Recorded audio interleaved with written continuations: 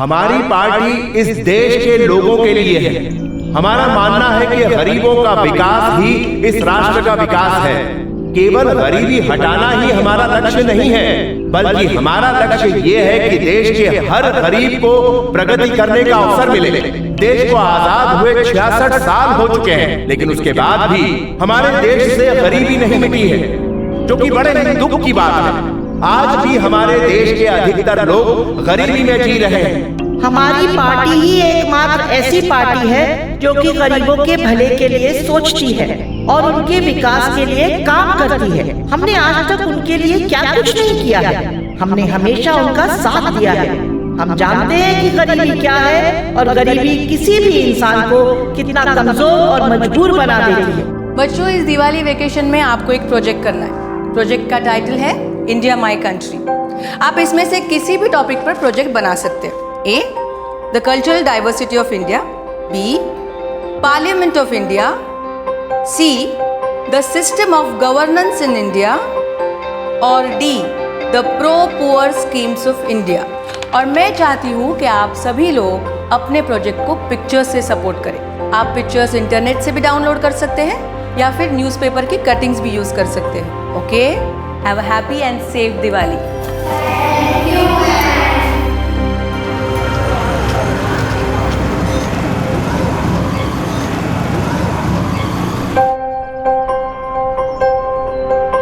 बच्चों, खाने से पहले और खाने के बाद क्या करना चाहिए हमें? हाथ धोना चाहिए। Very good. और हमें ऐसा क्यों करना चाहिए? ताकि हमारे हाथ के कीटाणु हमारे पेट में ना जाए। गुड। और हमें हर रोज नहाना चाहिए, क्योंकि अगर हम साफ सुथरे नहीं रहेंगे तो बीमार पड़ जाएंगे, है ना? हाँ। तो बच्चों, कल फिर हम यहीं मिलेंगे 4 बजे। आप लोग सब आओगे ना? हाँ। हम जी भर के खेलेंगे और साथ साथ पढ़ाई भी करेंगे, ठीक है? चलो जाओ, भागो।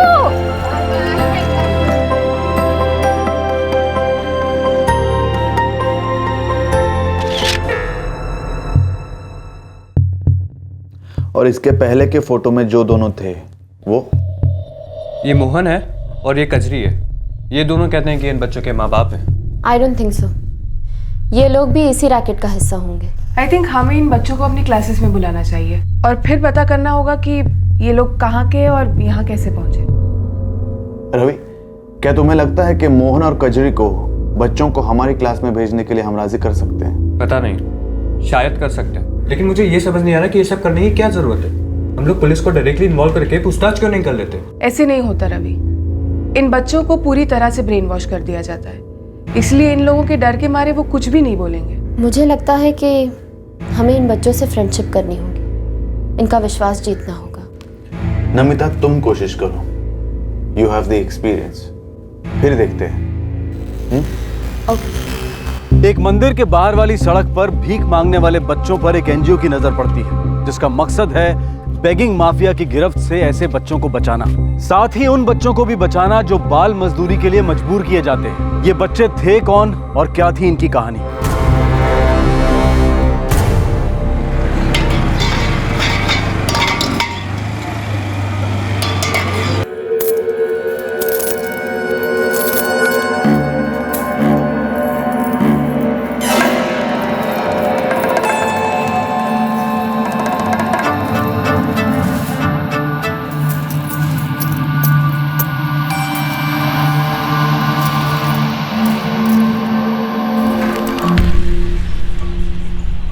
ये वो बच्चे हैं जिनके बारे में मैं बात कर रहा था, और वो मोहन और कजरी। रवि, तुम यहीं रुको, हम चलकर बात करते हैं। ठीक है, चलो काजी।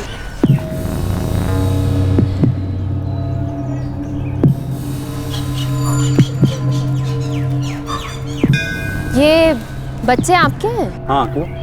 वो भीख मांग रहे हैं। इतनी गरीबी है मैडम, क्या करें? आप लोग कोई काम नहीं करते? आपको क्या चाहिए? आपके बच्चे हैं तो भीख क्यों मांग रहे हैं?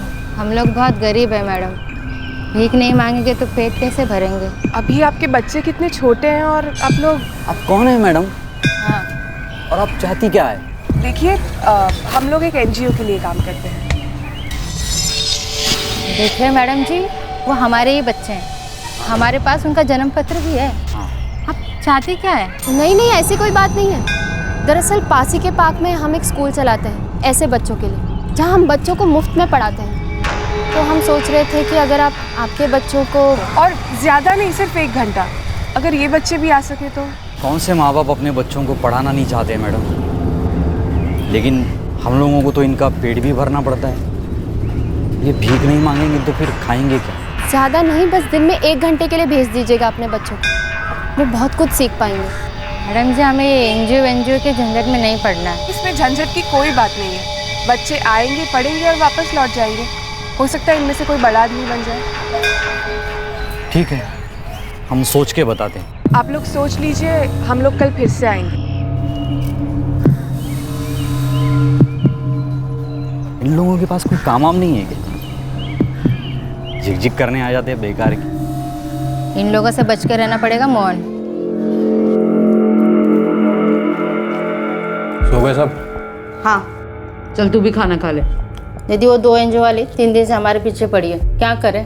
एक काम करते हैं, कल से बच्चों को किसी दूसरी जगह पर भेज देते हैं। अबे पागल हो गया क्या तू? उस मंदिर वाली जगह के लिए भाड़ा दिया हमने पूरे 1 साल के लिए, ऐसे थोड़ी ना छोड़ सकते हैं। एक काम करते हैं दीदी, उन बच्चों को कहीं और भेज देते हैं और उनकी जगह पे दूसरे बच्चों को मंदिर भेज देते हैं। अरे लेकिन वो एनजीओ वाले पीछा नहीं छोड़ेंगे। फिर क्या करेंगे दीदी? ठीक है, एक काम कर, बच्चों को स्कूल लेके जाओ, लेकिन शाम को सिर्फ 1 घंटे के लिए, और ध्यान रखना कि वो एनजीओ वाले उनको क्या सिखा रहे। ये थोड़ा पढ़ लिख लेंगे तो कोई नुकसान नहीं होगा। और देखो, तुम दोनों नजर रखना बच्चों पे, देखना कहीं वो अपना मुंह ना खोले वो एनजीओ वालों के सामने। हाँ ठीक है दीदी।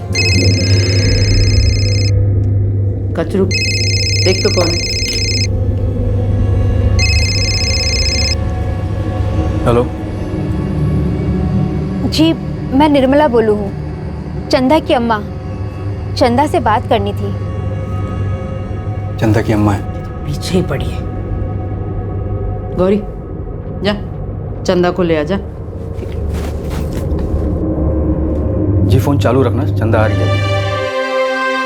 वो बच्चे मोहन और कजरी के नहीं हैं। नहीं, इतनी जल्दी किसी नतीजे पर पहुंचना ठीक नहीं है। पहले उन बच्चों का विश्वास जीतो, उन्हें रोज आने दो, धीरे धीरे उन्हें जानने की कोशिश करो। पर हम अभी कोई एक्शन क्यों नहीं ले सकते?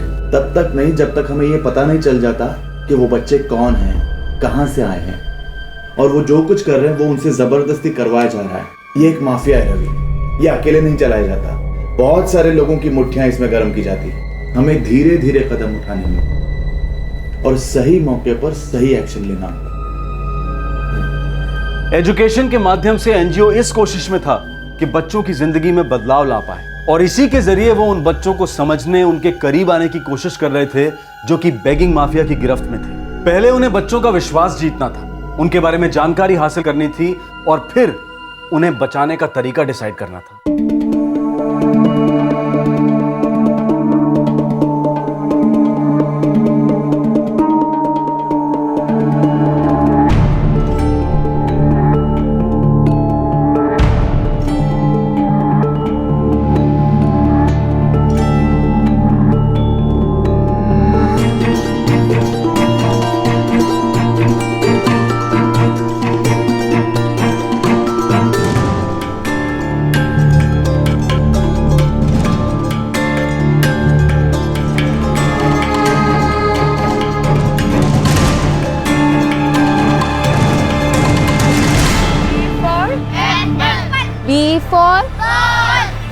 C for इनके पढ़ाई के चक्कर में हम बैठ के पकते हैं। चल थोड़ा घूम के आते हैं। नहीं, याद है ना दुर्गा दीदी ने क्या कहा था? हाँ याद है। हाँ, फिर? लेकिन मुझे लगता है हम जा सकते हैं, जा सकते हैं। वैसे भी ये लोग हर रोज वही ए बी।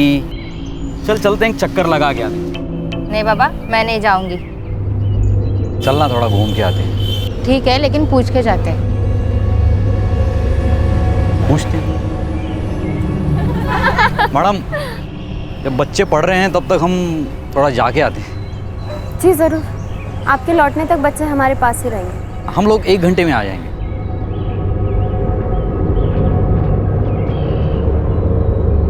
दिन गुजरते गए, मोहन और कजरी को अब एनजीओ के लोगों पर भरोसा होने लगा था।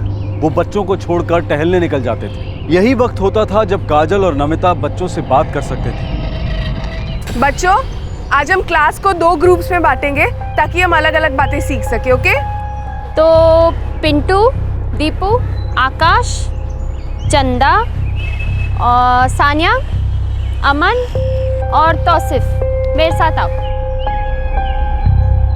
चलो जल्दी।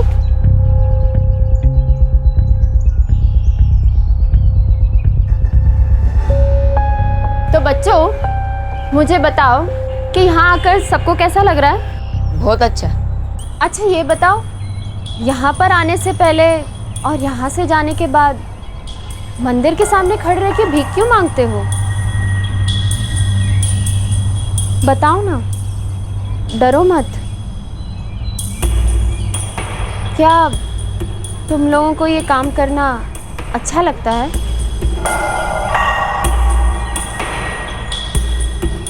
देखो बेटा, हम लोगों को पता है, हम सब तुम्हारी मदद करेंगे। हम जानते हैं कि ये सब जो भी तुम कर रहे हो अपनी मन मर्जी से नहीं कर रहे, बल्कि तुमसे ज़बरदस्ती करवाया जा रहा है। हमें तो ये भी लगता है कि कजरी और मोहन तुम्हारे माँ बाप नहीं हैं। अच्छा ठीक है, कोई बात नहीं, आज नहीं बताना हो तो कोई बात नहीं। लेकिन एक बात समझो, अगर तुम लोगों में से किसी को भी कुछ भी कहना हो तो मुझसे या काजल दी से बात कर सकते हैं, ठीक है? अब चले? चलो। सिर्फ ये एक लड़की है जो अपनी माँ को जानती है। चंदा की अक्सर माँ से बात होती रहती है। तो क्या उसकी माँ ने सब कुछ जानते हुए भी चंदा को यहाँ भेजा है? पता नहीं, बच्चे इतनी डरी हुई है कि कुछ बोलती ही नहीं। वो थोड़ा लंगड़ा कर भी चलती है। मुझे लगता है कि वो कुछ छुपा रही है। उसका पैर बचपन से ऐसा नहीं था। उससे बात करते रहो, हो सकता है वो सच बता दे।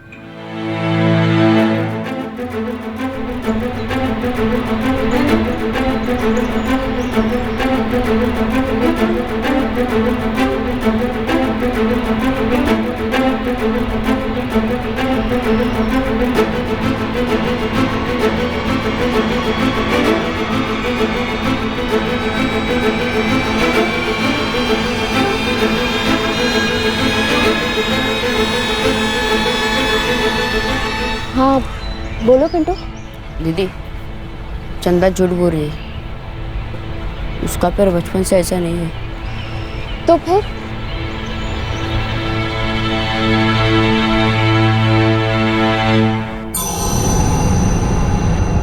नहीं दीदी, मेरा पैर बचपन से ही ऐसा है। नहीं दीदी, इसने पूरी भाजी खाई थी ना, उसके वजह से इसका पैर ऐसा हुआ है। पूरी भाजी खाने से इसका पैर ऐसे हो गया? नहीं दीदी, मेरा पैर ऐसा ही है। पिंटू सच सच बताओ, पूरी भाजी का क्या चक्कर है?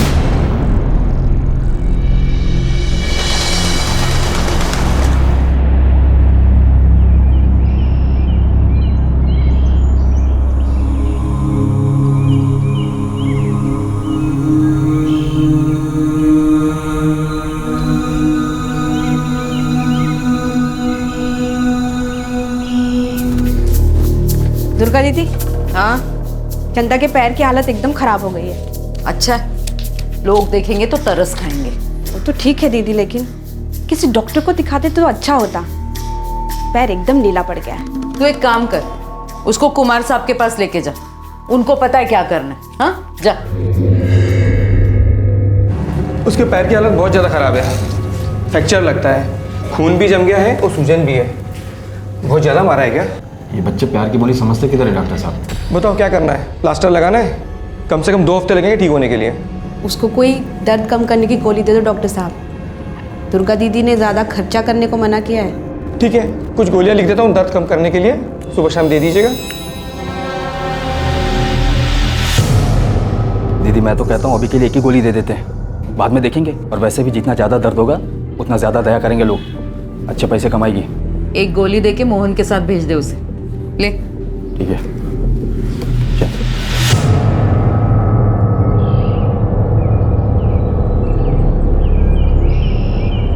चंदा, तुम्हारी माँ कहाँ है? देखो बेटा, अगर तुम हमें कुछ नहीं बताओगे ना तो हम तुम्हारी कोई मदद नहीं कर पाएंगे। डरो मत।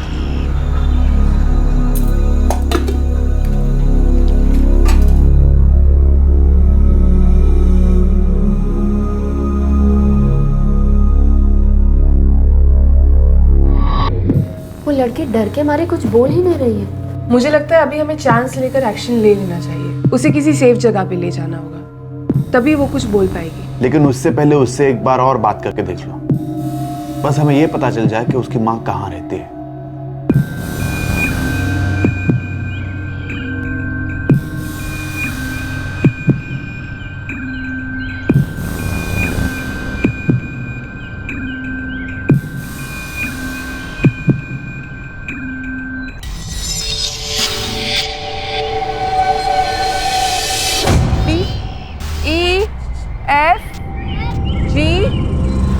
बच्चों, सच सच बताओ, क्या तुम लोगों को अपने अपने घर वापस नहीं जाना है?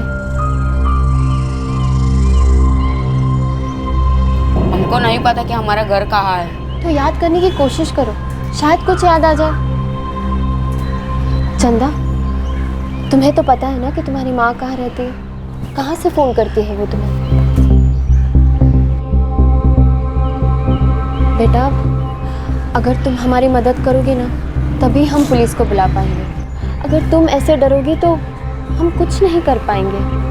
बच्चों, देखो, मैं जानती हूँ कि तुम सब लोग डरे हुए हो, लेकिन जब तक तुम सब कुछ नहीं बताओगे तो पुलिस भी कुछ नहीं कर पाएगी। दीदी, पुलिस को बोल के कुछ फायदा नहीं। वो लोग भी दुर्गा दीदी से मिले हुए हैं।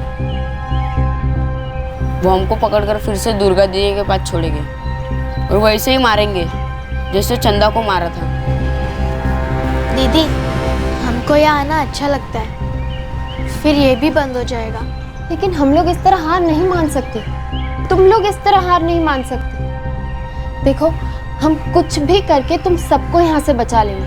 बस भरोसा रखो, विश्वास रखो हम पर, ठीक है?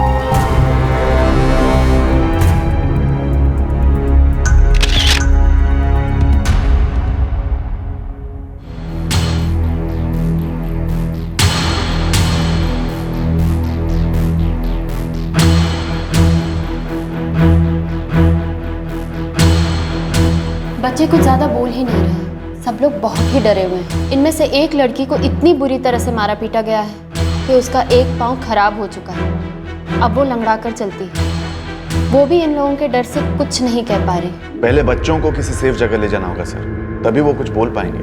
उनका ये भी कहना है सर कि पुलिस उस औरत से मिली हुई है, दुर्गा, जो इस पूरे रैकेट को चलाती है। हाँ, लेकिन इस रेड में हमें पुलिस की मदद तो लेनी ही पड़ेगी। That's why we need to be careful, sir. Red कहाँ करवानी है और रेड करने का असली मकसद क्या है, ये बात किसी को भी पता नहीं चलनी चाहिए।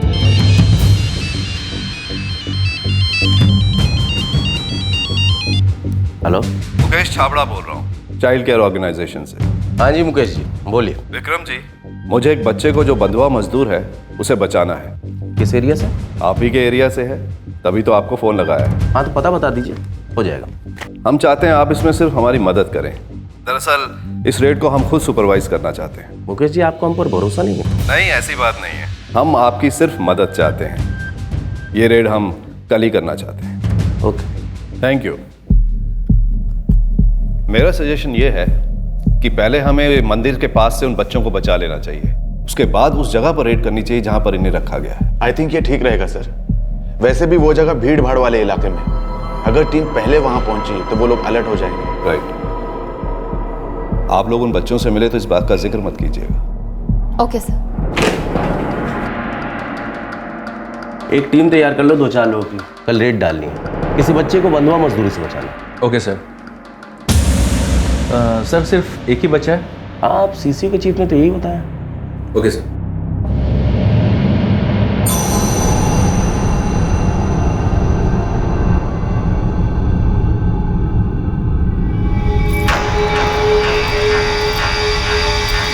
मोहन, गजरी,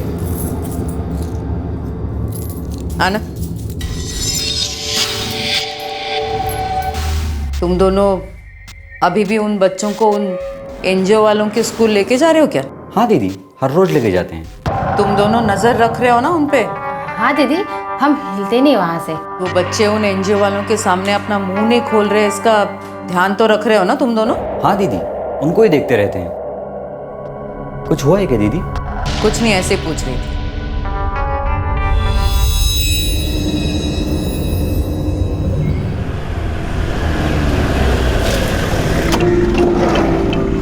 चलो बच्चा उधर जाओ।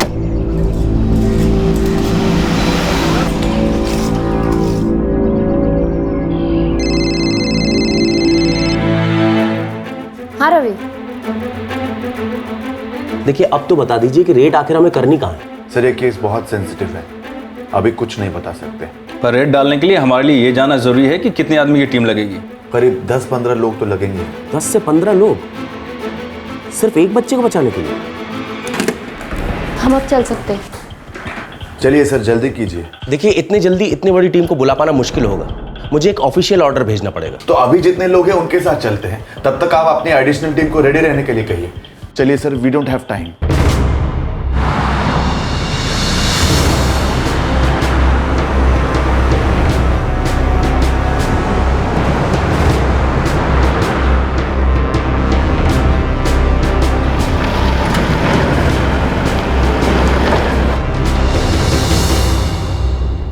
क्या? जी हाँ, जिस जगह पर हम जा रहे हैं वहाँ बच्चों से जबरदस्ती भीख मंगवाई जाती है। 7 बच्चे हैं और 2 लोगों को उन पर नजर रखने के लिए भेजा जाता है। लेकिन आपने कहा था सिर्फ एक बच्चे की जान बचानी है। देखिए ये बहुत सेंसिटिव केस है, सब कुछ तो नहीं बता सकते थे हम लोग। पर हमें जाना कहाँ है? मोहन, पुलिस वाले भाग। आशीष पकड़ लो, चलो जल्दी चलो। चलो पिंटो, भागो। डरो मत, डरो मत।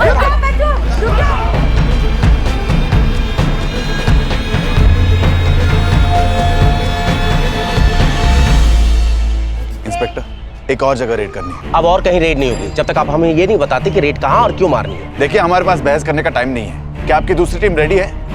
हमें इन बच्चों को पुलिस स्टेशन भेजना है और फिर आगे निकल जाना है।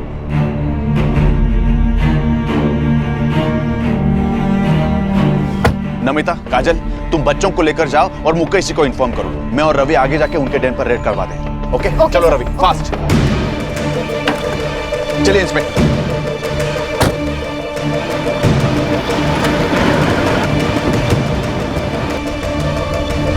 दूसरी टीम तैयार है, पर उसे भेजूं कहाँ? अब तो आपको लोकेशन बतानी पड़ेगी। गुलमोहर चौक, नयन मेंशन।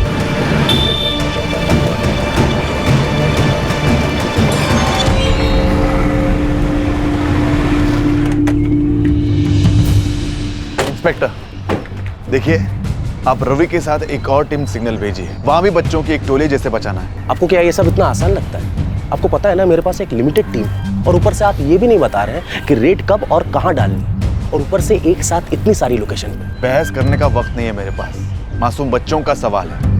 आप एक और टीम भेजिए प्लीज। एक काम करो, तुम इनके साथ जाओ और देखो एक और टीम की व्यवस्था करो।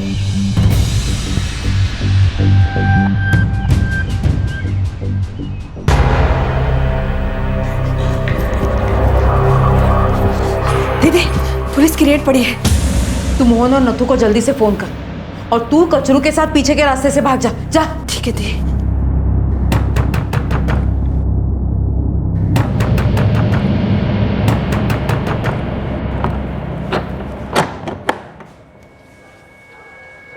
कैसे आना हुआ विक्रम जी? अरे आप ऊपर जाओ, एक औरत है जिसका नाम है गौरी और एक आदमी है कचरू।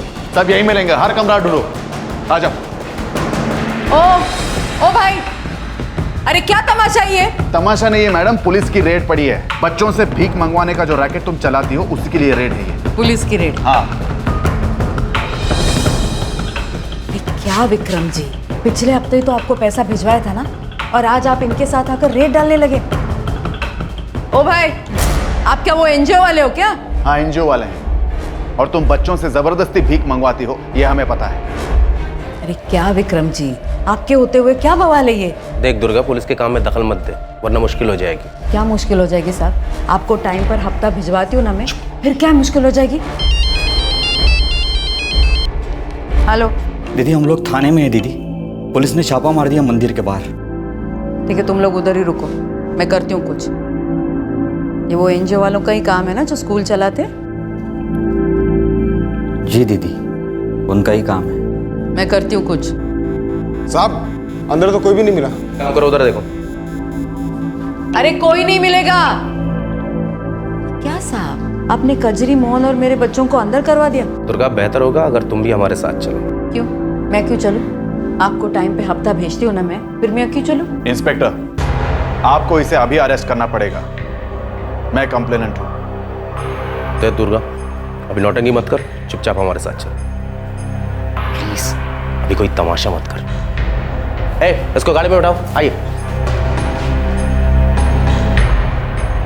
जुवेनाइल और ह्यूमन ट्रैफिकिंग के खिलाफ इतने सारे कानून होने के बावजूद भी दुर्गा जैसे लोग अपना गैर कानूनी काम कैसे कर पाते हैं? क्या ये कानून कमजोर है, या फिर वो लोग जिन्हें इन कानूनों पर अमल करने के लिए रखा गया है वो लोग ही अपना काम ठीक तरह से नहीं कर रहे हैं? या फिर ऐसा है कि उनके लिए ये सारी प्रॉब्लम्स कोई मायने नहीं रखती है?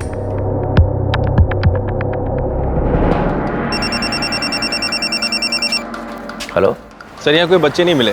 ठीक है, तो तुम लोग वापस आ जाओ। ओके सर, मुझे वापस जाना होगा। सर वो लोग हमेशा यहीं भीख मांगते हैं, किसी ने अलर्ट कर दिया होगा उन्हें। अगर किसी ने अलर्ट किया होगा तो वो इतनी जल्दी वापस नहीं आएंगे, हम फिर के भी आते हैं।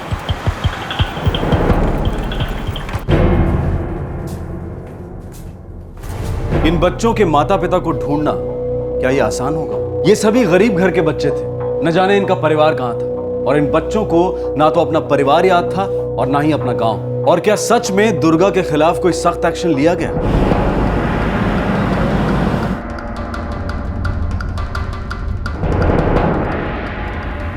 अच्छा हुआ दीदी, आपको जमानत मिल गई।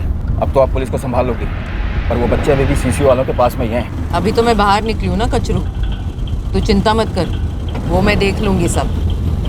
तब तक तू दूसरी टोली संभाल। उन बच्चों को कैसे वापस लाना है ना, इसका इंतजाम करती हूँ मैं।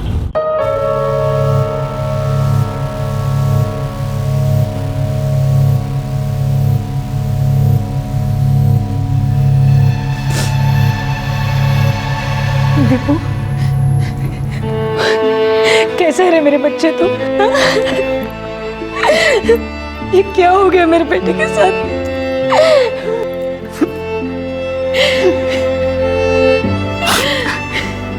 साहब मेरे तो समझ में नहीं आ रहा कि मैं कैसे आपका शुक्रिया अदा करूं। आपने मेरे बच्चे को बचा लिया। मुझे तो इन सब के बारे में कुछ पता भी नहीं था।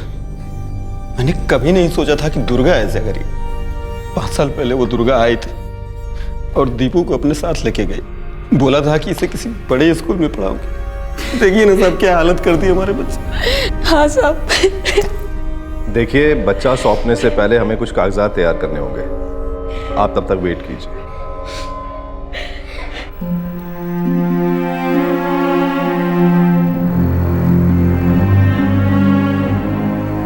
दीपू को उसके माँ बाप मिल गए। क्या तेरे को पता है तेरे माँ बाप? मुझे तो ये भी याद नहीं कि वो दिखते कैसे थे।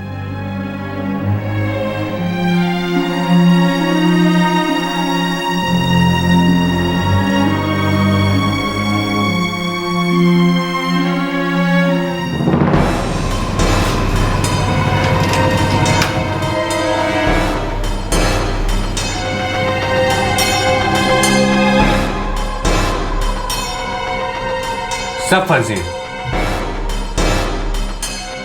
मैंने राजस्थान के उस गांव में चेक किया है, वहाँ रजनी और मुझी नाम का कोई नहीं है। और हमने दीपू को उन दोनों को ये समझ के सौंप दिया कि वो उसके असली माँ बाप हैं। हो सकता है कि दुर्गा के ही आदमियों ने फर्जी माँ बाप खड़े किए हों। वैसे भी वो जमानत पर बाहर है।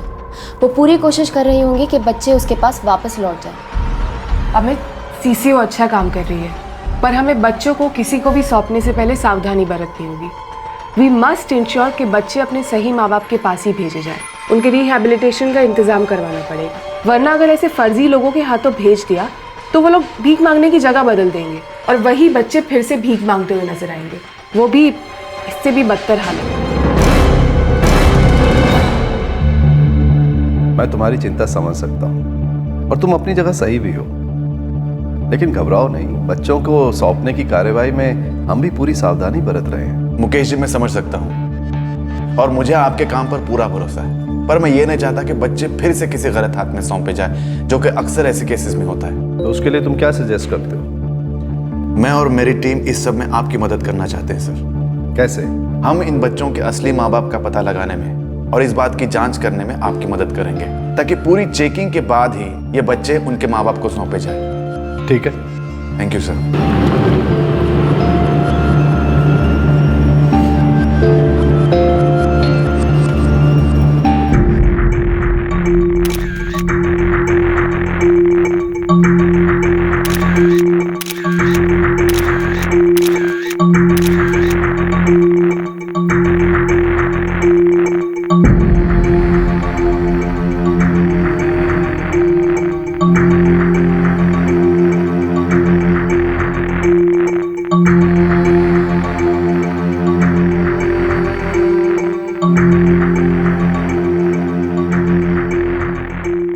दीदी, मुझे कुछ भी याद नहीं। जब वो लोग तुम्हें यहाँ लेकर आए थे तब तुम्हारे माँ बाप क्या काम करते थे? कुछ तो याद होगा पिंटू। हम लोग रास्ते पे कठपुतलियों का खेल दिखाते थे। मैं और मेरी बहनें नाचती थी।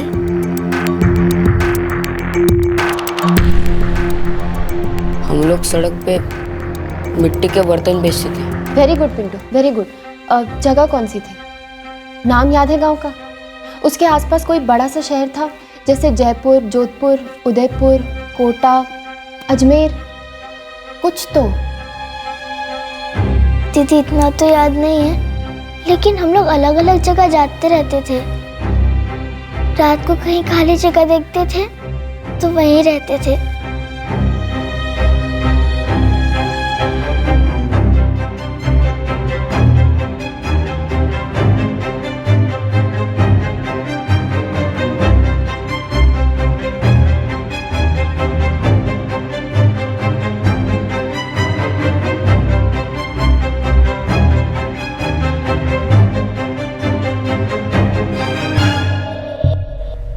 तो कहाँ से शुरुआत करें? हर उस जगह से जहां हम किसी को जानते हैं। हर उस आदमी की हम मदद लेंगे जिसे हम जानते हैं। उन बच्चों को कुछ थोड़ा बहुत याद है।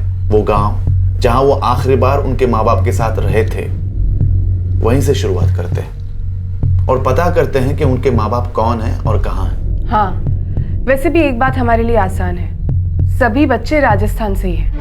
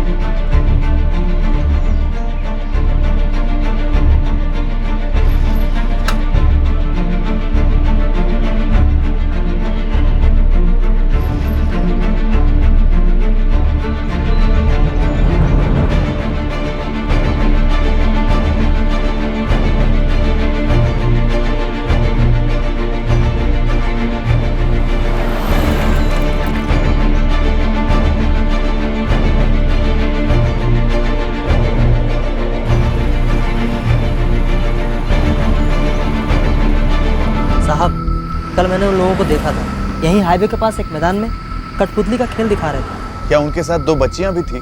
करीब 8 या 9 साल की। हाँ थी ना साहब, वो भी नाच रही थी। कितनी दूर गए होंगे वो लोग? ये तो पता नहीं साहब, पर सुबह उन लोगों ने चाय यहीं पी थी। अब उन लोगों को क्या है साहब, जहाँ खुला मैदान मिल जाए वहीं बसेरा कर लेते हैं अपना। ठीक है, ये लीजिए।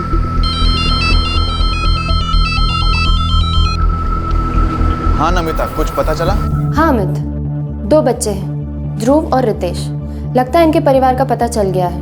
95% तो वही है, लेकिन कंफर्मेशन कल मिल जाएगी।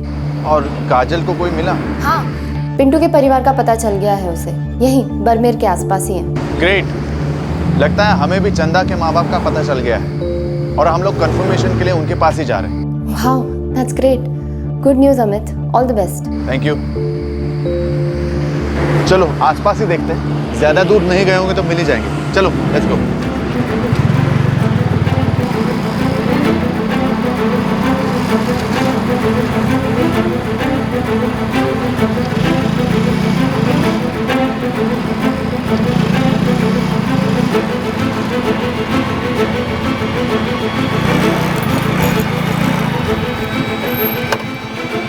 सर वो देखो, लगता है किसी का कैंप है वहां पे। चलो चल कर देखते हैं।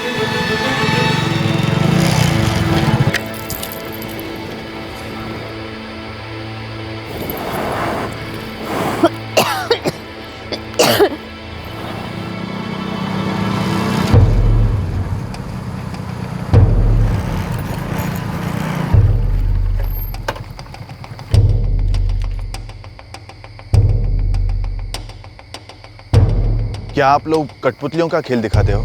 जी साहब। क्या ये आपके बच्चे हैं? हाँ साहब। क्या हुआ? क्या इनके अलावा और भी कोई बच्चा है? हाँ साहब, एक बेटी है, वो इन दोनों से बड़ी है। वो कहाँ है? जी वो कलकत्ता में है, पढ़ रही है। वो कलकत्ता कैसे गई? कहाँ बात है, कौन है आप? क्या आपकी बेटी का नाम चंदा है? हाँ, पर आपको कैसे पता? क्या उसे दुर्गा नाम की कोई औरत लेकर गई थी? हाँ, पर आप बताते क्यों? क्या हुआ है? बहुत कोशिशों के बाद अमित और उनकी टीम चंदा और उसके सभी दोस्तों के माता पिता को ढूंढने में कामयाब हुई। सभी बच्चों के माता पिता को बहुत बड़ा धक्का लगा जब उन्हें यह पता चला कि उनके बच्चे किसी अच्छे स्कूल में नहीं पढ़ रहे थे, बल्कि सड़कों पर भीख मांग रहे थे।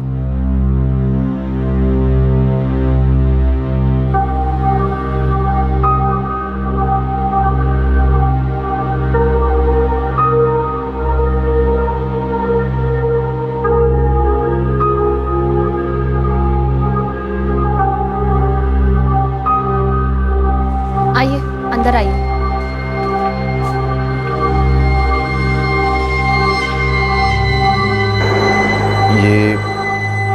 ये चंदा के पेरेंट्स हैं। देखिए, आपको चंदा को सौंपने से पहले हमें आपकी पूरी जानकारी चाहिए होगी। हम बहुत गरीब हैं मैडम जी। वो दुर्गा हमारे पास आई थी, उसने कहा था कि वो गरीब बच्चों के वास्ते स्कूल चलावे हैं और वो चंदा को अपने साथ ले जाकर पढ़ा लिखाकर हमारे पास भेजेगी।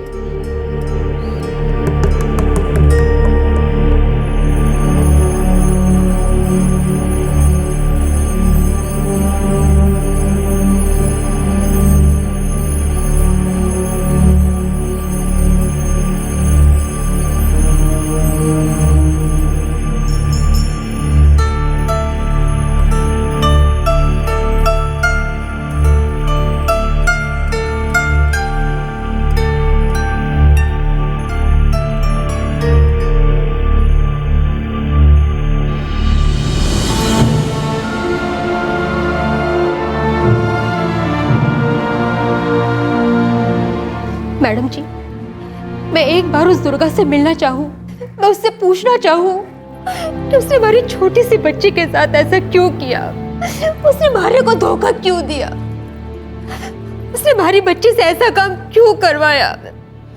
वो भी तो एक औरत जात है ना, क्या उसको बिल्कुल भी दया नहीं आई?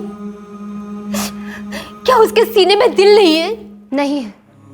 ऐसे लोगों को कभी अपने किए पर कोई पछतावा नहीं होता। क्या फायदा उससे मिलकर? वो अभी जमानत पर बाहर है, लेकिन आप चिंता मत कीजिए, हम अपनी पूरी कोशिश करेंगे कि उसे कड़ी से कड़ी सजा हो। ऐसे लोग अपने काम में बहुत माहिर होते हैं, बच्चों से भीख मंगवाते हैं और अपनी जेबें भरते हैं। आप चंदा को लेकर वापस लौट जाइए। चंदा की मदद करने के लिए हम वो सब करेंगे जो हम कर सकते हैं, ताकि इसे एक नई जिंदगी मिल सके और इसके मन पर लगे घाव मिट सके।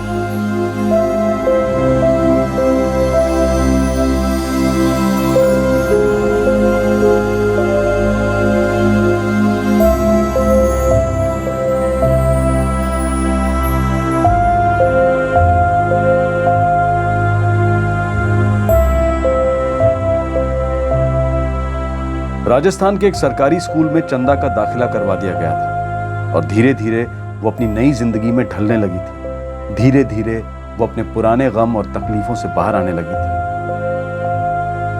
इसी तरह ज्यादातर बच्चे अपने अपने माँ बाप और परिवार के साथ जीने लगे। लेकिन कुछ दिनों बाद बचाए गए बच्चों में से एक बच्चा फिर से भीख मांगता हुआ पाया गया। जैसा कि शक था कि जो माँ बाप बनकर उसे लेने आए थे वो दुर्गा के ही आदमी थे। दुर्गा ने अपना काम बिना किसी डर के फिर से शुरू कर दिया। अमित और उसके एनजीओ की पूरी टीम तमाम मुश्किलों के बावजूद भी बच्चों को बचाने का अपना काम अब भी जारी रखे हुए है। चाहे वो जबरन बाल मजदूरी में फंसे बच्चे हों या भीख मांगने के रैकेट में फंसे बच्चे, उनकी कोशिश जारी है कि ऐसे बच्चों को नई जिंदगी मिले। शायद दर्शकों को यह देखकर धक्का लगे कि कोई बच्चों के साथ इतना निर्दयी कैसे हो सकता है, लेकिन सच तो यह है कि ऐसे लोग हमारे आसपास ही हैं और उन्हें ना तो अपने किए पर कोई पछतावा है और ना ही बच्चों को लेकर जरा सी भी संवेदनशीलता। बात सिर्फ बेगिंग माफिया तक ही सीमित नहीं है। कई पढ़े लिखे लोगों के घरों में भी बच्चों को काम पर रखकर उनके साथ ऐसा अमानवीय बर्ताव होता आया है। ह्यूमन ट्रैफिकिंग, बंधुआ मजदूरी, गुलामी, ये सिर्फ हमारे देश की समस्या नहीं है, ये पूरी दुनिया की समस्या है और ये आज 21वीं सदी में भी मौजूद है। इसके खिलाफ सख्त कानून क्यों नहीं है? क्यों पुलिस और प्रशासन इनके खिलाफ कठोर कार्रवाई नहीं करती? और जो ऐसी कार्रवाई में लापरवाही बरतते हैं उन पर कोई एक्शन क्यों नहीं लिया जाता? 2 साल पहले ही बेबी फलक की दुखद घटना सामने आई थी तो पूरा देश रो पड़ा था। उसके कुछ ही दिनों बाद बेबी आफरीन का केस सामने आया, वो भी उतना ही दुखद और चौंका देने वाला था। फिर एक बच्चा मध्य प्रदेश में, दूसरा महाराष्ट्र में, फिर एक दिल्ली में। ऐसे हर केस ने हमें प्रभावित किया, आंदोलित किया, लेकिन फिर भी ऐसे केसेस का कोई अंत नहीं है। निर्भया केस के बाद अपॉइंट की गई जस्टिस वर्मा कमीशन ने रेप लॉज पर सख्त कानून बनाने की सिफारिश की। साथ ही ये भी सिफारिश की कि ह्यूमन ट्रैफिकिंग और बच्चों से संबंधित जुर्मों के खिलाफ भी सख्त कानून बनाए जाएं। और कितने बच्चे ऐसे ही अपनी जिंदगी गंवाएंगे और कितने बच्चे ऐसे ही अपने सपनों को अपाहिज होता देखेंगे? और ऐसे कितने केसेस होने बाकी हैं कि जिसके बाद प्रशासन इस माफिया के खिलाफ सख्त कदम उठाएगा? आपसे फिर मुलाकात होगी क्राइम पेट्रोल दस्तक में एक और नए केस के साथ। तब तक अपना ख्याल रखें, सुरक्षित रहें और याद रखें, कहने को तो हम सब कहते हैं कि बच्चे भगवान का रूप होते हैं, पर क्या अपने भगवान के साथ हम ऐसा बर्ताव करते हैं? सोचिएगा जरूर। जय। इस तरह के और भी एपिसोड देखने के लिए हमारे चैनल को सब्सक्राइब करें और बेल आइकन दबाना ना भूलें।